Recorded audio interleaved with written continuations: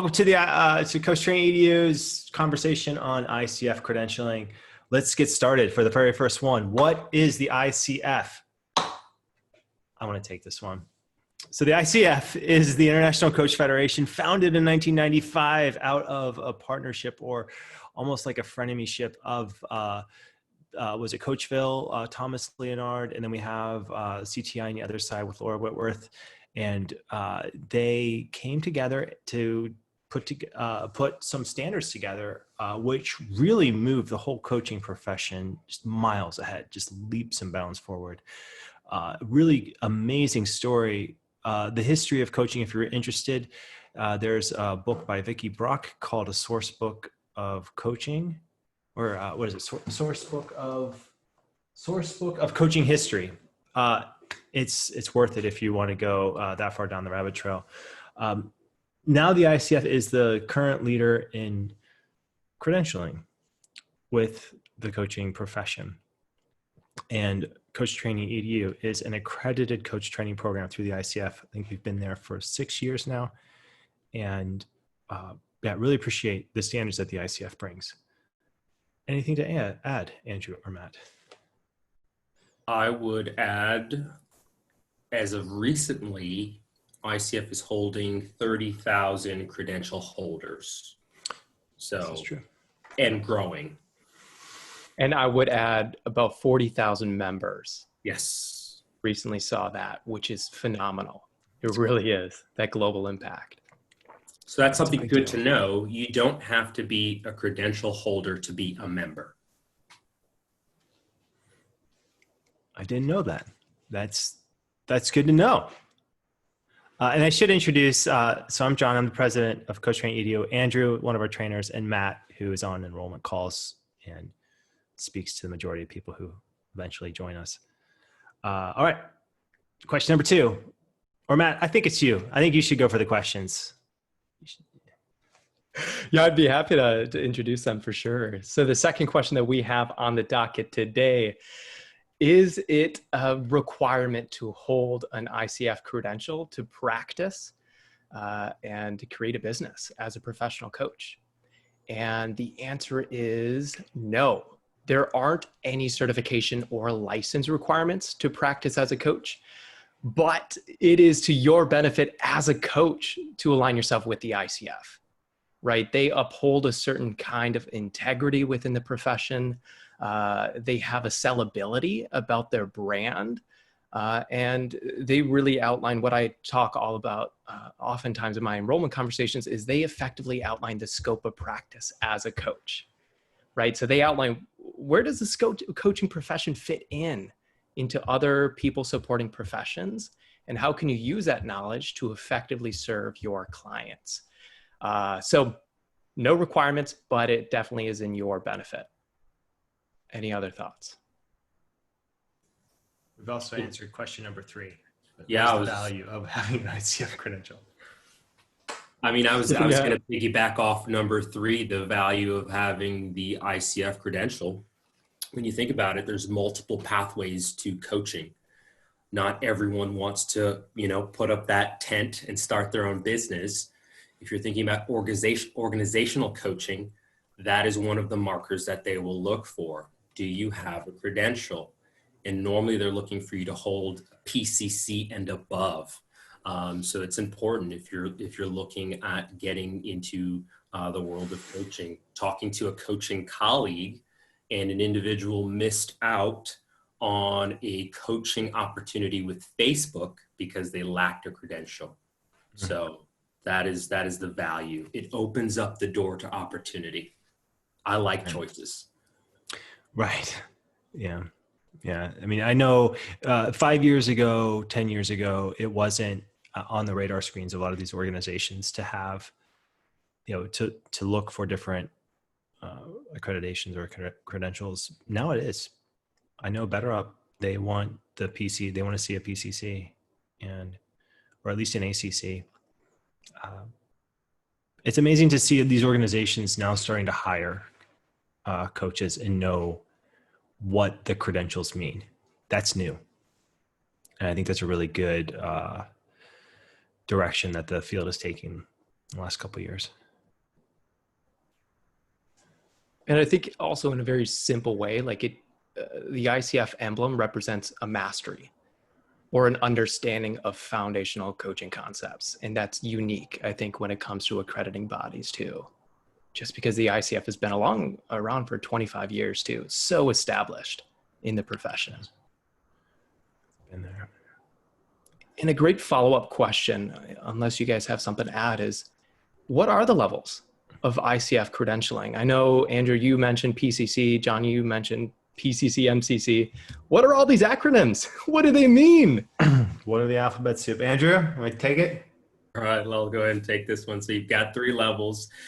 You've got ACC, Associate Certified Coach, PCC, Professional Certified Coach, and then MCC, Master Certified Coach.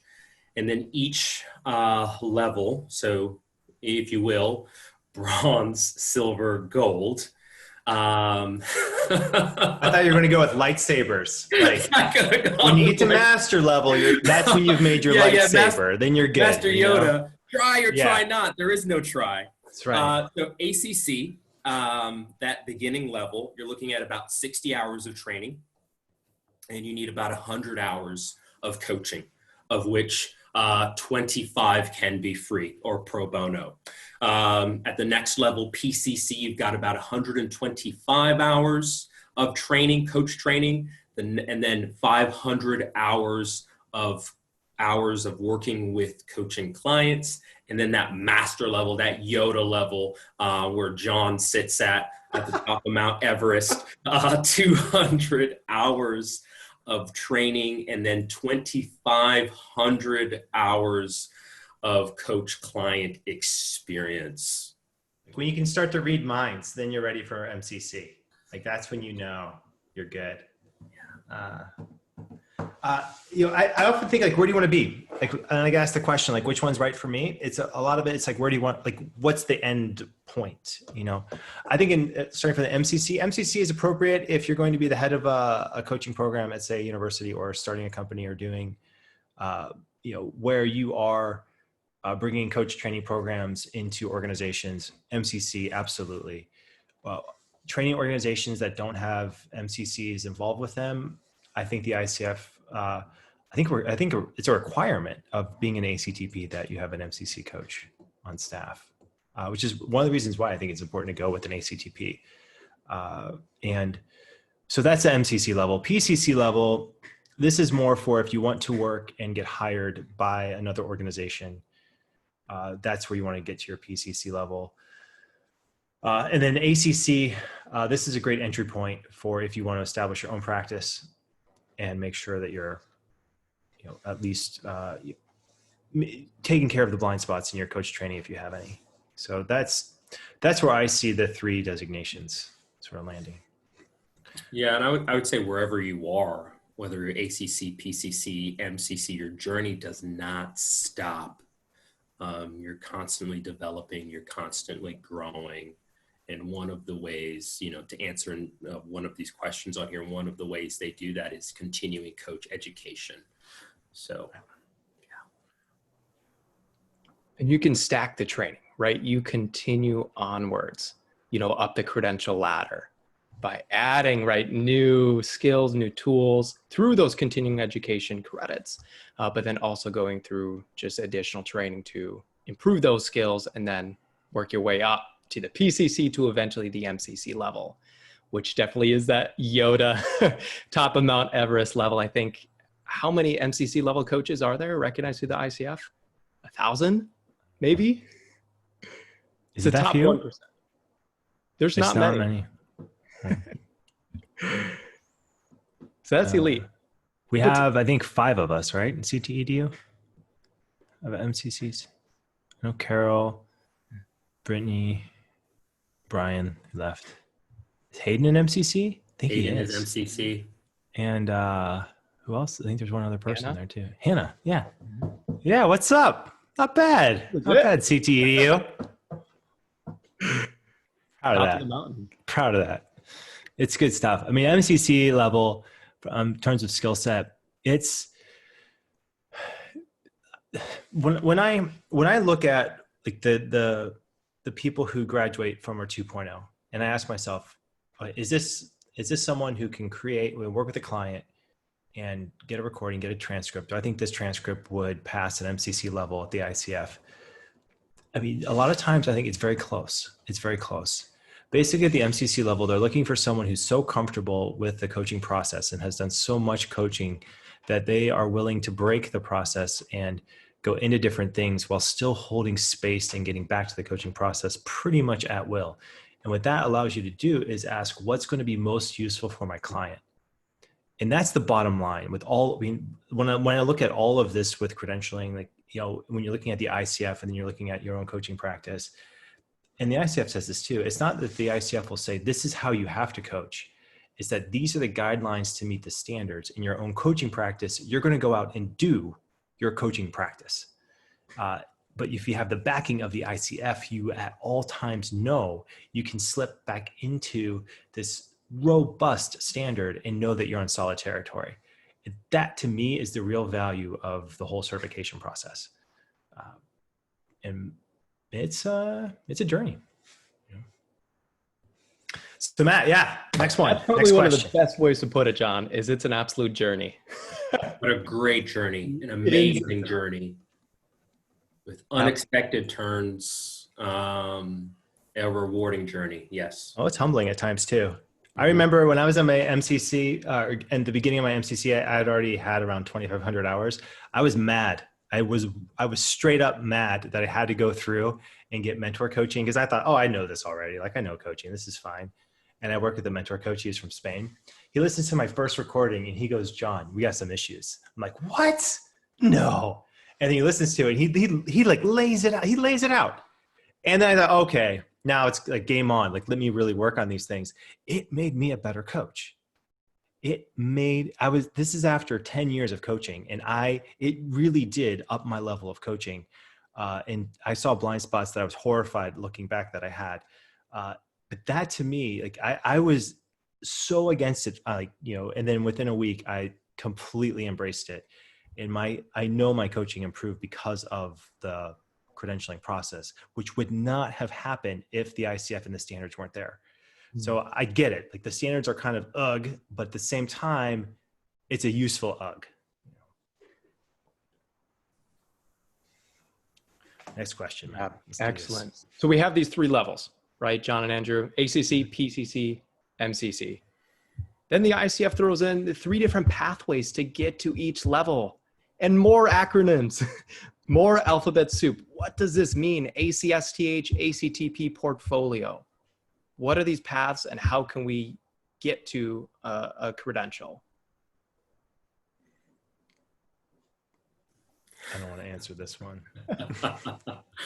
All right, I'll take it. And if somebody wants to be my Pippin, feel free to throw an assist.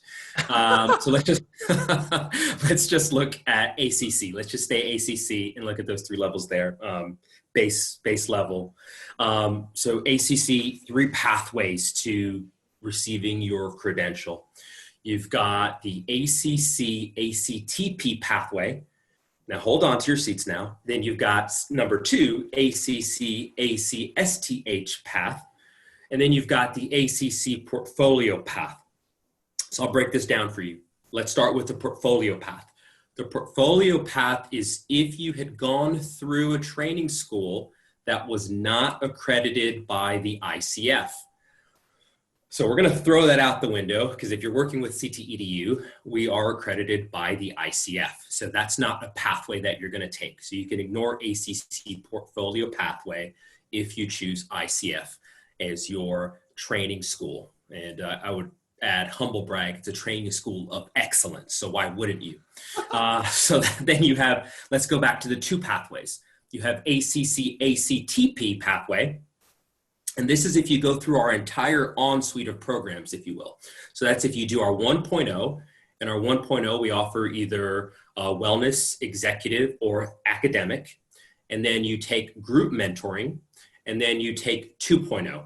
That would give you 125 hours of training. You can take your 125 hours of training, plus your 100 hours of coach experience, along with taking a coach knowledge assessment test, and you would receive your ACC credential. Now, the second path, ACSTH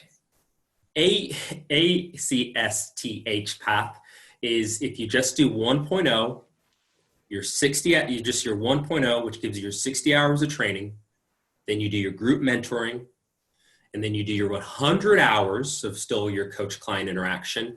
But the difference between the two is because you're doing less training hours, the first one was 125, this one being 60, because you're doing less training hours, the ICF is going to require an audio recording and a written transcript of a coaching session that they can go ahead and do a performance evaluation.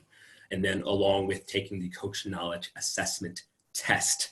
I said a lot. All right, I'll break it down. I'll break it down again. I'll be the Pippin. So the idea, the ICF, the purpose of the ICF is to establish standards for coaching and spread the field of coaching. Right? And the ICF has an incentive to do both, and they do both well. The portfolio path, the design of it was to help those areas, geographic, or I guess in some sense time, when the ICF was first created, was to help individuals who have taken training that was coaching informed, and to still get the ICF credential, but they put the burden on proving and mapping the training to the core competencies on the participant. So you basically have to, as a participant going through a portfolio program, you are the one who has to do all of the work to map that out. And I know some organizations, they celebrate the portfolio path, but it's not really what the portfolio path is made for. It's really truly made for geographic areas where there's not like a training program available, that you can still be a part of the ICF. It's longer, it's more expensive, and I've worked with a couple of people who've tried to go through it based, friends who've taken trainings in the past and say, hey, can you help me get through the portfolio path? I look at their, they want me to look at what they put together. It's just lengthy. It just takes a while. And I've had a couple of people get denied, and then they have to come back and redo it. And they eventually got it, but it wasn't fun. The ACSTH is approved coach specific training hours. So the way the ICF looks at it, as you've taken part of a training program and we've approved these hours. So these programs have already done the portfolio path work. They've already given all of their information to the ICF. They've mapped it over the core competencies. And that's in my mind, I think, yeah, that's fine. Like an ACSTH program, if you're looking at one, I think that's reasonable. If you're looking then at an ACTP, that's an approved coach training program. And the way the ICF looks at that is we've accredited the program. We trust this program because we've made this program go through and jump through lots of hoops and do all of the things that need to happen. Like, this is a trusted program. That's really the difference between an ACTP and an ACSTH, is you're looking at a trusted program versus we've already approved these hours. And that's why when you go through an ACSTH path, you still have to submit a recording, a transcript to the ICF listens to it, they judge it, they look at it. But if you go through a training program, ACTP route, you're already in because they say the program has done all of the work. Coach Training EDU, as an ACTP, as an approved coach training program, they require us every 3 months to send samples of recordings of people who've gone through our program to them so they can quality check us. So there's the burden of quality check, the difference, these different paths, really, it's more about where's the burden of quality resting. Portfolio path, it rests completely on the participant. ACTP path, it rests almost completely on the training program. That's how I see the difference between the three paths. If it were me, I'd go ACTP all the way. ACSTH, fine. Portfolio, avoid. That's where I come Put in on it. simply. Yeah, that's excellent, John. And when it relates to Coach Training EDU, we really try to break it down because we do offer an ACSTH route in our associate package and an ACTP route in our professional package. So really, in its simplest form, all it is you're going through 60 hours of training or 125 hours of training. And that 125 hours of training represents that you've completed a whole ACTP program, that you've met that standard, and that you're upholding to just that level of a professional coach. All right. Anything else? That's great. No, that's it. I mean, we've got a question related to that, or do we want to hold off? Yeah, let's do the question. Yeah. Nice. I love questions. From Amy. Hi, Amy. How are you?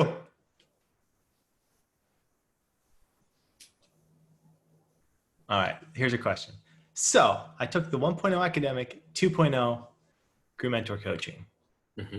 Need to take the test for the ACC, ACTP. If so, how do I prepare to study for this assessment? Talking about the coach knowledge assessment. All right. Andrew, you want to go for it? I'll take it. Well, first of all, I'll start off by saying, Amy, I love you, so I'm glad you're here. Amy and I did 2.0 together. Amy's good people, and we have not run together, but we have a passion and love for obstacle course racing.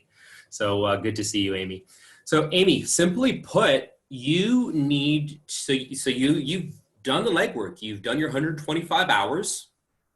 Now you're ready if you've got your 100 hours of coach-client interaction, now it's time to simply go ahead and apply. So you want to apply, and then once you apply and the ICF has reviewed your data, then they'll send you a link for the Coach Knowledge Assessment Test. And this Coach Knowledge Assessment Test has 155 questions, and they give 155 questions, multiple choice, and they give you 3 hours to take the test. And I think I used the entire time, and that's just my nature. I'm deliberative, so I like to think and take my time through. Others have gone through a little bit quicker than that. But how do you prepare? Here's what I love about our program at CTEDU. So your first 6 chapters of your 1.0 are going to be great for you to go back and review. So you go back to your 1.0 textbook and review those first 6 foundational chapters, along with, you want to look at the core competencies on ICF. You want to review those core competencies, and you want to make sure you're not hitting the ACC markers, but you're hitting the PCC markers. That there's a chart on their website which shows you the different markers and the different levels you should be hitting at ACC, PCC, and MCC. And as you answer questions on the test, you want to be answering at the PCC level, so hitting those markers. So first 6 chapters, you've got the core competencies, and then you want to review the code of ethics, which is also on the ICF webpage or ICF website. So those 3 things will set you up for success. And there are also some other good resources online as well. Ashley just shared one. There is a study guide document on our materials page, and you should have access to that, Amy, going through the program. Yeah. And I would say most importantly, when you talk about the work of coaching, this is work that you don't do alone. And so reach out to others who have been there before you and talk to them about their experience. So feel free to reach out to me. I'm Andrew at coachtrainingedu.com and be happy to connect with you and walk you through that process. Yep. It's a long test. It's 3 hours, multiple choice. I would think stay hydrated, get a good workout in before you take it. And it's more about your willingness to sit for 3 hours and answer. Test of endurance. Yeah, that's more than I think that to me is more of what it is than anything else. And try to enjoy it because I don't know, find a good perspective. Get it? Yeah. It's I know people who afterwards I hear quite often, yeah, that was long. It was easier than I thought, but there were a few questions that were somewhat tricky. And the study guide is designed to ask those same kind of tricky questions that you'll see. And those were written by Brian Hart, one of our beloved former trainers, who's an MCC. So yeah, it gives you a flavor of what to expect. And that plan that I laid out was a plan designed by Brian Hart. So it is, that plan is definitely a pathway for success. And I forgot to add, to take a little bit of pressure off, you only need a 70% to pass. So 70%. So do the math. That's what you need to pass. Just take a little bit of the pressure off. And that's 70% per section. Like, not, there are 5 sections, so you have to get 70% in each one of those. 70% as a whole. Oh, as a whole now? As a whole. I thought it was each section. I'm pretty sure it's as a whole. The only hang up that some coaches have said is that the ICF doesn't tell you what you've gotten wrong. So you can go back and maybe review it and sharpen kind of your growing edges. Right. You just get your score and then you breathe a sigh of relief and say, thank you for my credential. Yeah, it's about right. Yeah.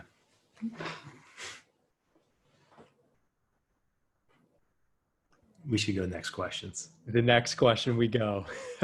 So we've heard in this conversation, ICF credentialing, coaching certification, and accreditation. What are these 3 terms? What do they mean and how are they different?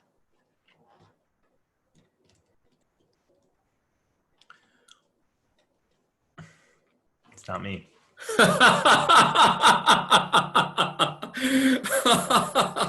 Let's go.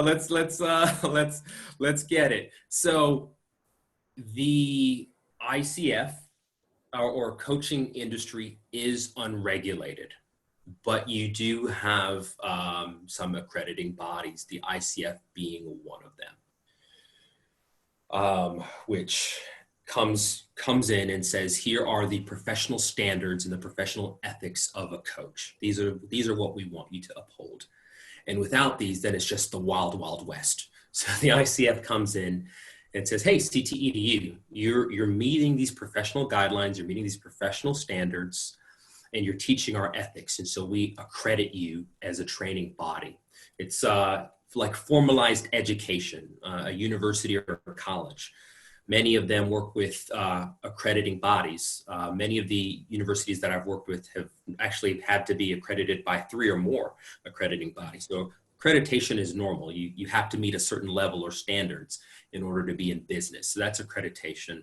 As far as the certification, let's go to certification. The certification is essentially what you would pick up from CTEDU, which essentially is a globally recognized statement of attainment that indicates that you've been assessed by our program, that you have the skills and expertise to go out and do the work as a coach.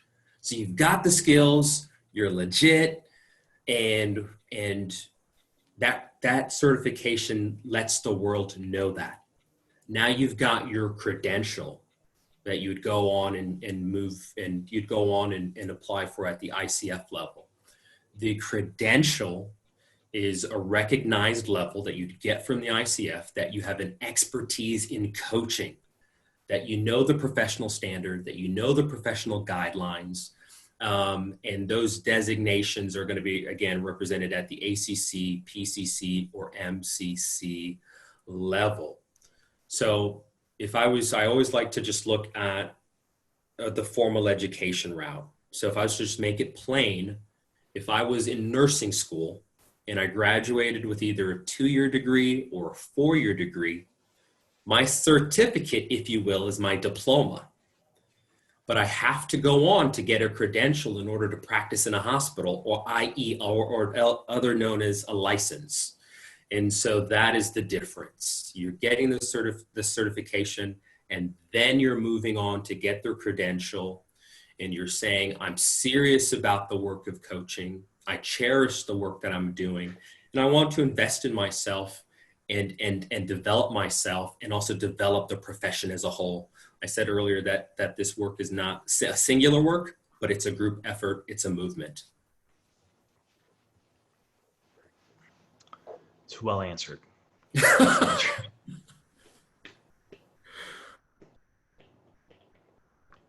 Any other you guys want to chime in? You got it. That was complete. Yes. That was great. Yeah.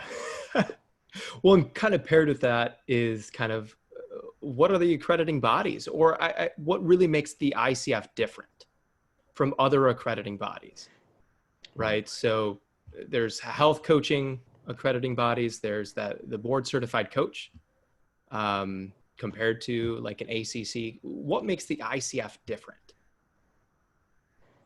From my understanding, and it's been a while since I looked at the other accreditations. The ICF was one of the first, and they've one of the most established, and I think it is the most recognized. So that to me is the baseline, and it's not. It's a solid standard. I mean, it's there. Other standards have come along recently. There's a health organization standard, which we are looking at. Coach Training EDU is looking at, and I do have a roadmap in place to eventually get that standard. There are a couple other considerations.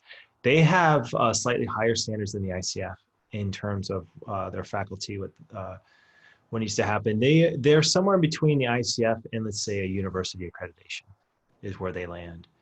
And recently, a number of organizations, insurance companies, things like that, are looking for, I think National Health Board certified coach, something like this. That's one that we're after, and I think we'll eventually get there. I think what makes the ICF so strong is that it really is the leader in terms of, is first, has really promoted the coaching. And when you go globally anywhere, it's almost like the ICF is there or nothing is there. They've really done an amazing job of becoming a global organization and promoting coaching. So that's it's a big deal, and that's why I think it's so recognized and why most people are after the ICF. Coach Training EDU is also after getting accredited as a vocational school through the U.S. Department of Education. If we can achieve that, then I think we'll be the only school that has gone through the ICF first and then gotten EDU accredited.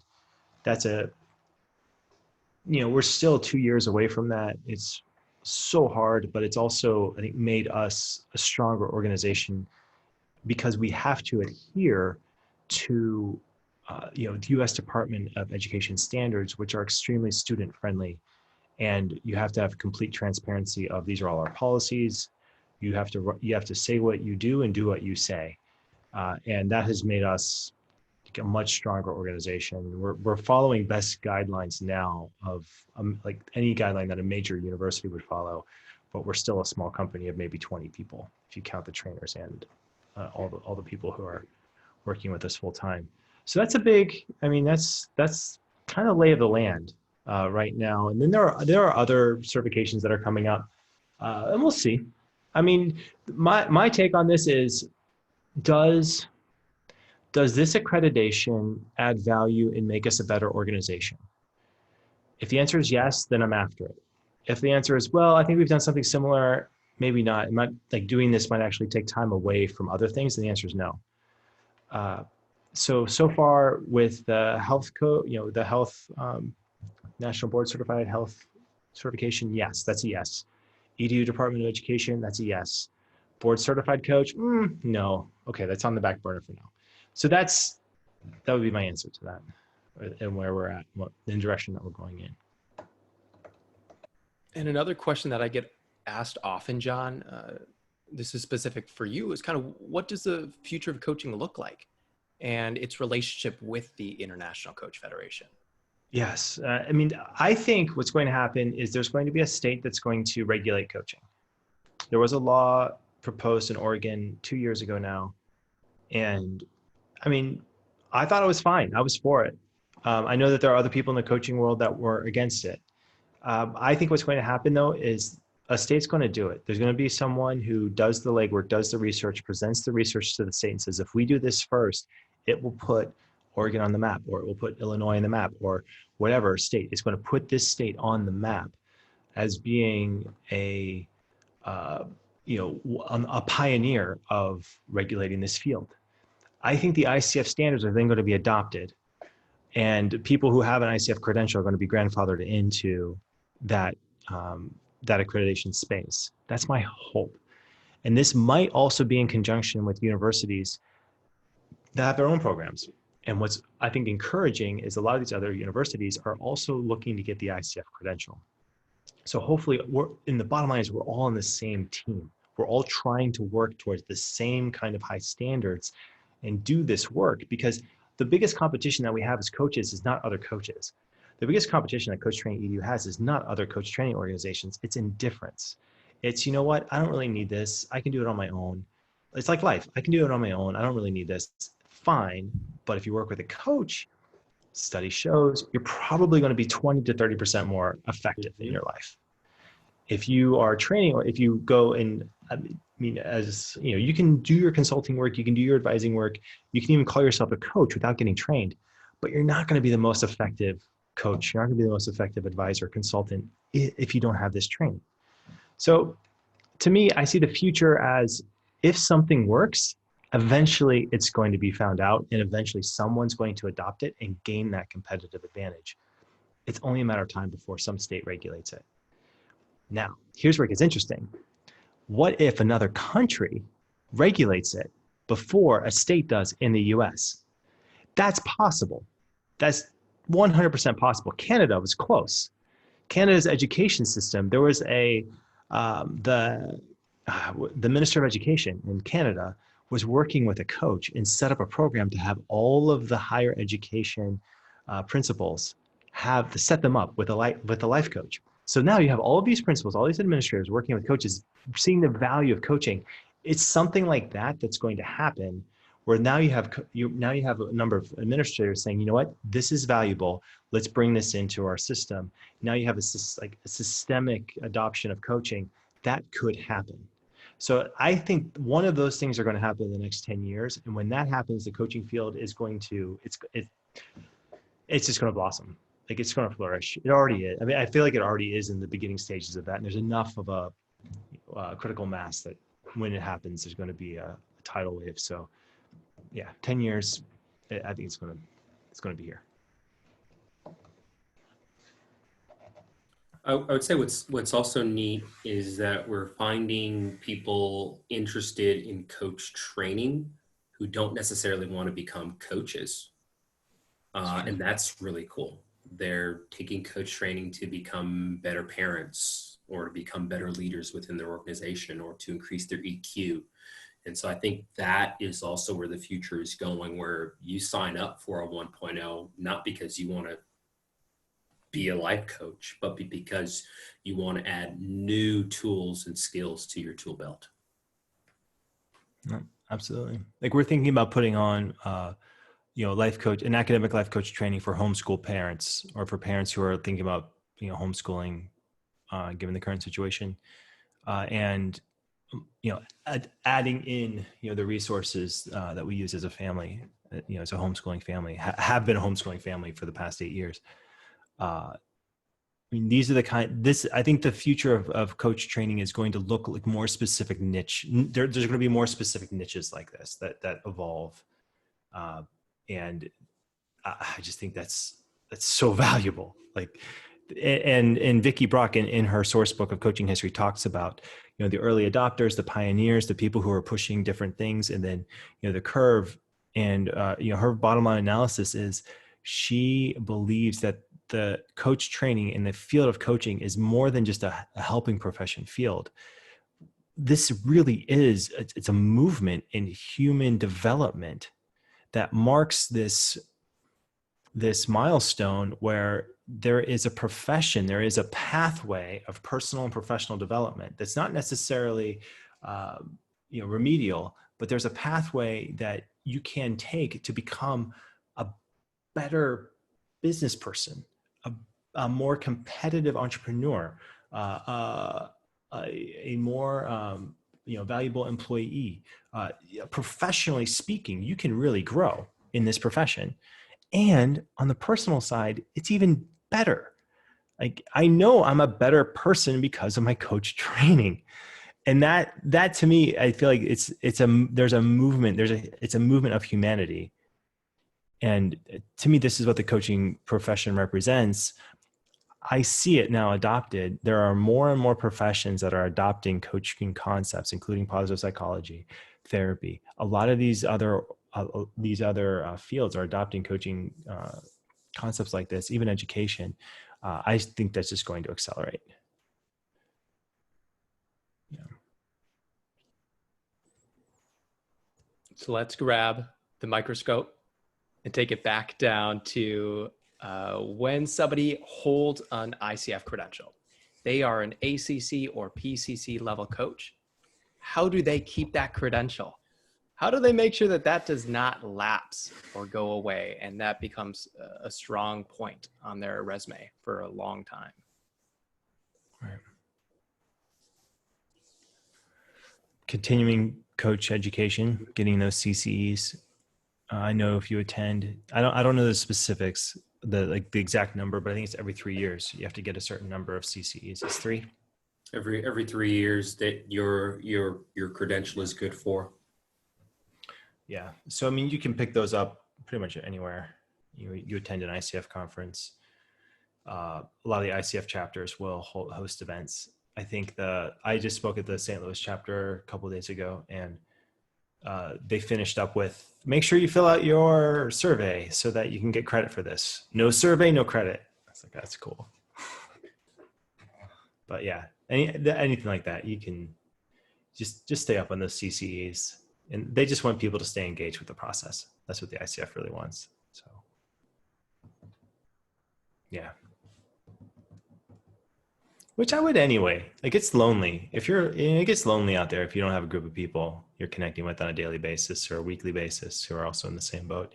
That to me is like, you go through with your training cohort and you get tight with those people, and that's awesome. I mean, it's amazing. Like, I have, you build lifelong friendships through coach training. And then the other side of that is, if you have a local ICF chapter, networking is amazing. And again, you're not really in competition with those people. You're in competition against indifference.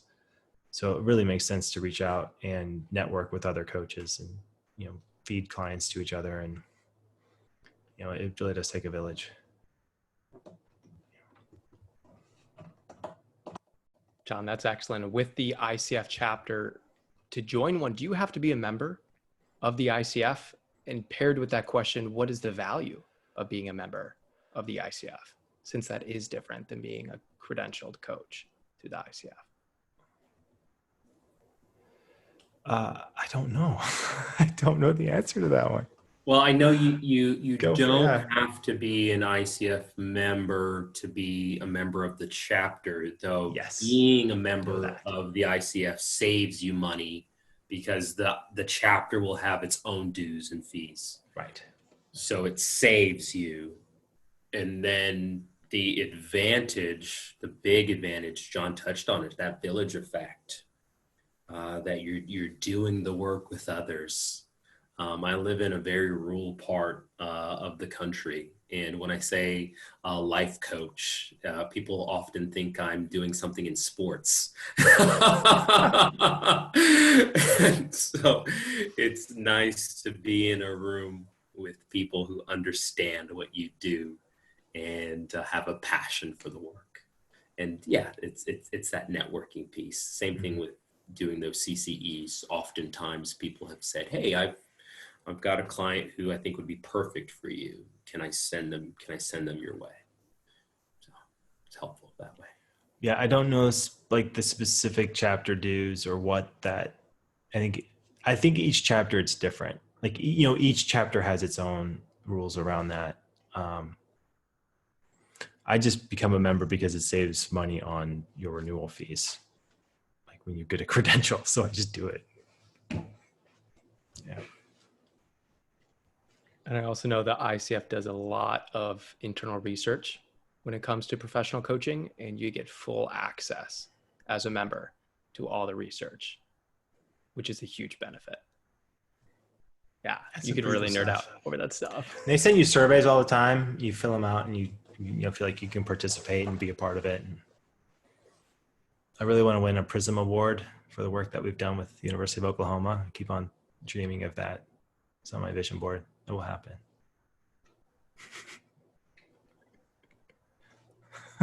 Speak it into existence. It's eerie. It's telling you that stuff works.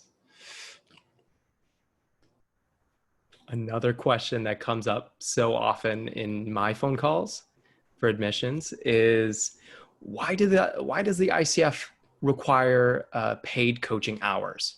Why can't you just log pro bono coaching hours for all of your hours to get your credential through the ICF?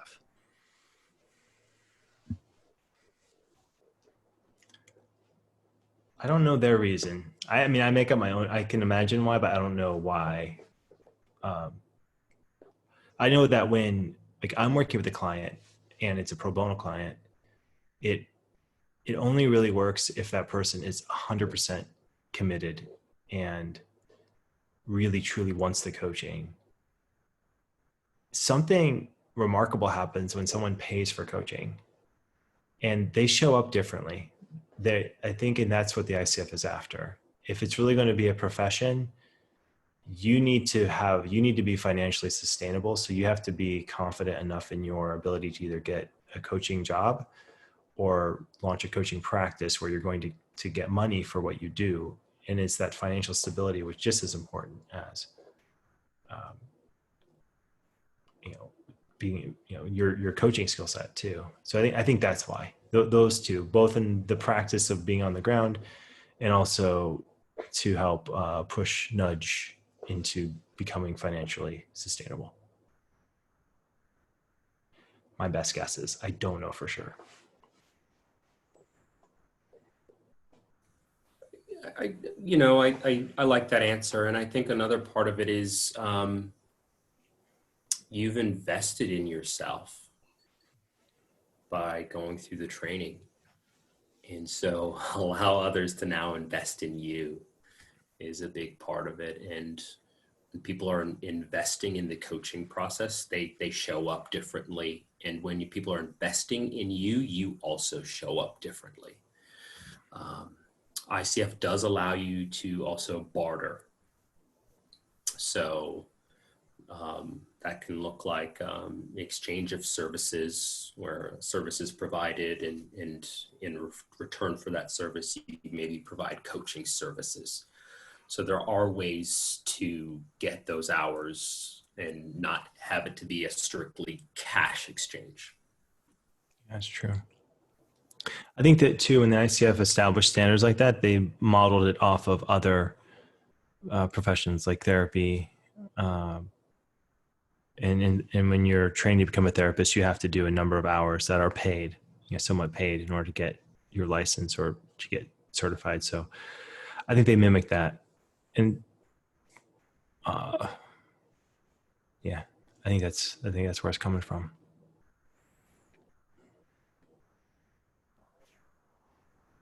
And I know we're going to want to leave time for questions at the end of this, but let me ask just one more, and then we can dive into some of those, is when it comes to coaching niches and coaching specializations, how does that relate to the ICF credentials? Because the credentials are broad in ACC, PCC, right, and SCC, but where does the niche comes in? It doesn't with ICF credentials. The ICF doesn't really recognize niches or specialties in its designations, which I think thankfully, because really, do we need another set of acronyms with the ICF? Yeah, but they do have interest groups, which is useful, and they do organize, and they do have, the ability for you to connect with other coaches of similar interest, which I think is really valuable. So they do recognize specializations, but not so much in the credential end, but in the let's get you connected with other people who share similar interest. They do that, which I think is really awesome.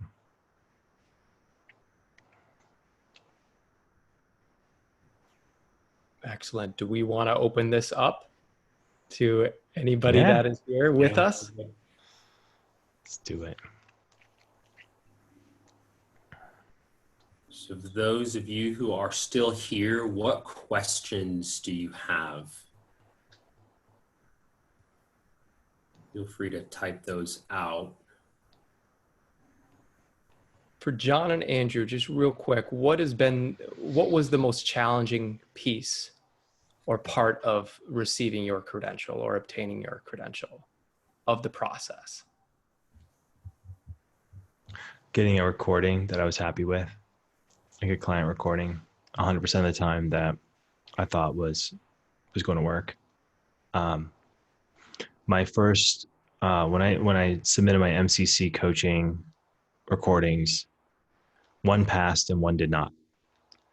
And I had a feeling, I knew one was really solid. The other one, it was the kind of thing where I just needed to get it done.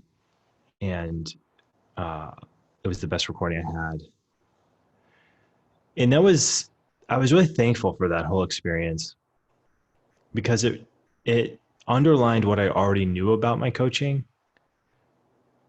And I think part of the process in creating the recordings, I hear it a lot, where coaches will say, you know what, without recording this, I feel like I do better.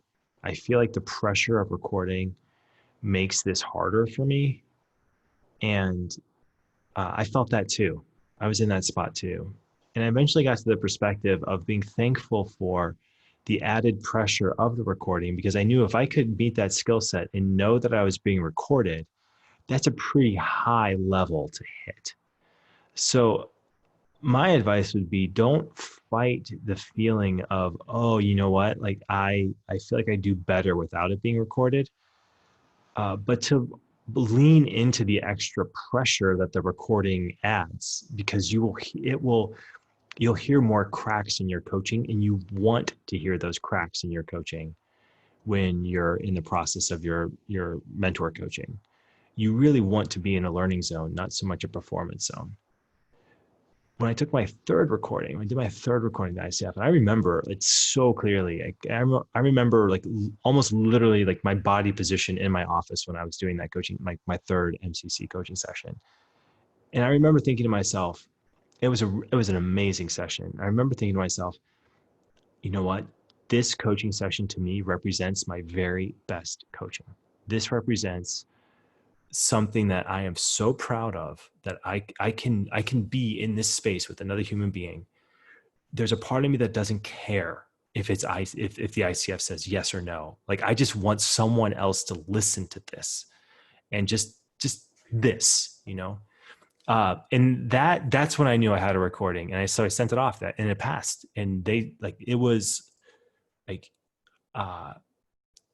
was affirming on many different levels to go through that whole process. To have one that failed, take a hard look at it, make another recording, get back at it. And when you get to that spot where you know that this is amazing coaching and you don't care what the ICF says, that's when you have a good recording. So that would be my advice to someone. And that was the hardest part for me, in this process.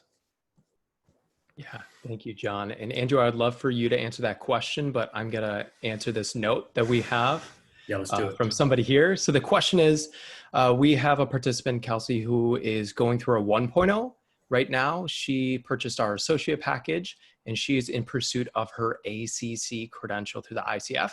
And she is wondering how she can move up to the PCC. And as it relates to our program, Kelsey, all you need to do is just purchase our 2.0 training program.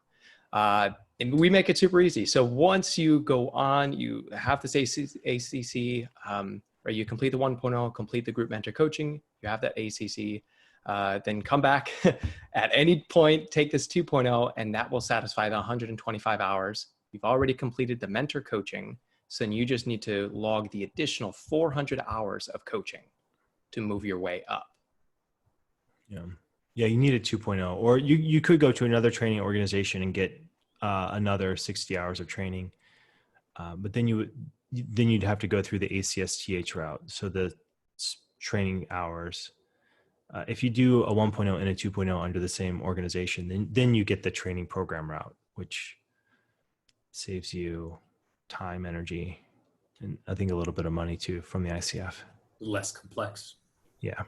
Yeah. It's the way I would go. ACTP just makes it so much easier. And it's less burden on the ICF too. They've already accredited the training program. They don't want to listen to, more recordings. So I think they try to encourage people to go that direction too.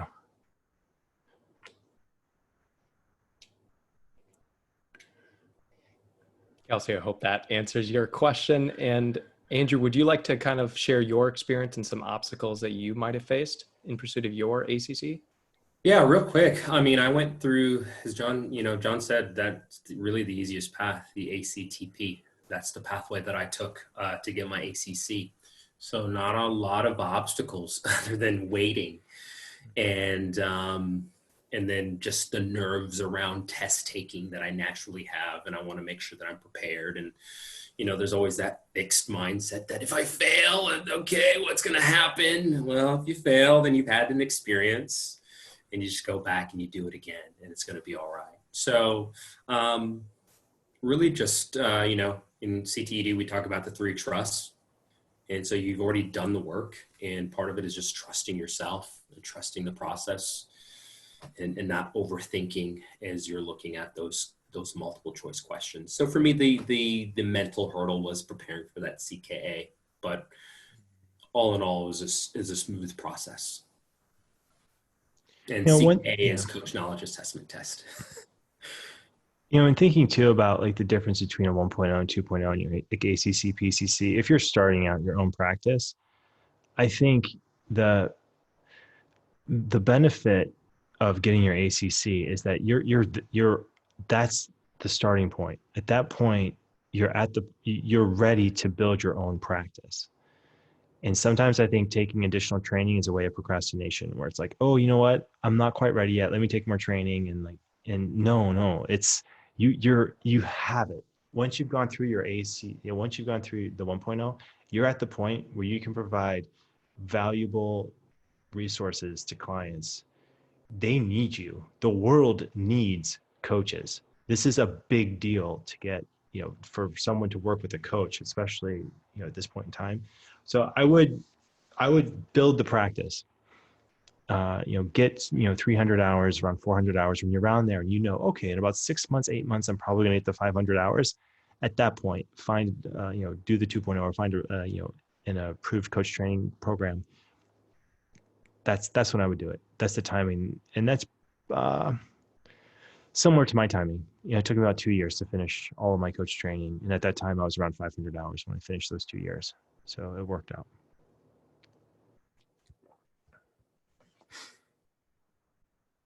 Are we doing on questions? And then I think Ashley got them all. We did them. And then Ashley, oh yeah. Thank you, Ashley, for the reminder. So there's an info session next Thursday. And they're having a panelist of 2.0 coaches next week to talk about what the 2.0 is like. So yeah, that's excellent. Thanks, Ashley. Kelsey, I would go there. Ask them that. Any questions about the 2.0? But I think and it is, I think, a week from today. The timing of it, a lot of it's up to you, but I wouldn't hold off on building your coaching practice. I would start that now. I really would. Do the work. That's right.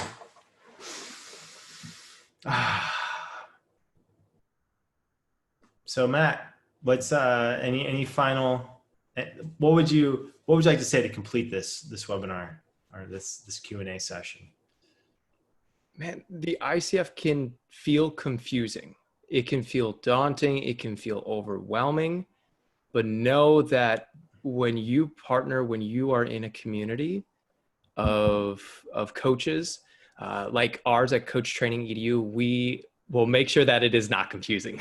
We will outline the pathways to help you be a successful coach. And we will outline the pathways to an ICF credential and beyond. Andrew? Yeah, I think I'm going to just go back to no man is an island, or no woman is an island unto themselves. And so your greatest resources are your fellow coaches, those in training with you or those that have embarked on the journey ahead of you. Connect, ask questions. Your community is your greatest resource. I guess what I want to say to complete this is that when I know for myself, as for many coaches who take coach training, like, we're doing it for a purpose. You're doing it because you believe in coaching, you believe in what it's done for you as a client and what it could do for another field, let's say education or healthcare or executive world. You're here for a purpose. You're here for a reason. And when coaches, I see, and I know myself, when I tap into that deeper reason and really ask myself, how can I truly 100% put my energy and effort into something bigger than me, something that, like, the change that is already happening, and all of the positive forward momentum that is continuing to be created. That's when I know that I'm in that space. I'm locked in that zone. And I would look at certification as a tool to help you become the coach you need to be in order to create the change you want to see. And so I look at this whole credentialing process as a tool, both to make sure that you don't have any, that you take care of your own blind spots, that you make sure you reach that skill set level, and also to let other people know, yeah, you're serious. And yes, this change that you want to see in the world, go for it. Your clients need you, and one person at a time, that's enough. And together we're changing the world. So thank you for being here. Thank you for being a part of our Coach Training EDU community. We're going to be doing more of these little panel sessions. So yeah, thanks for being here, and hopefully see you next time.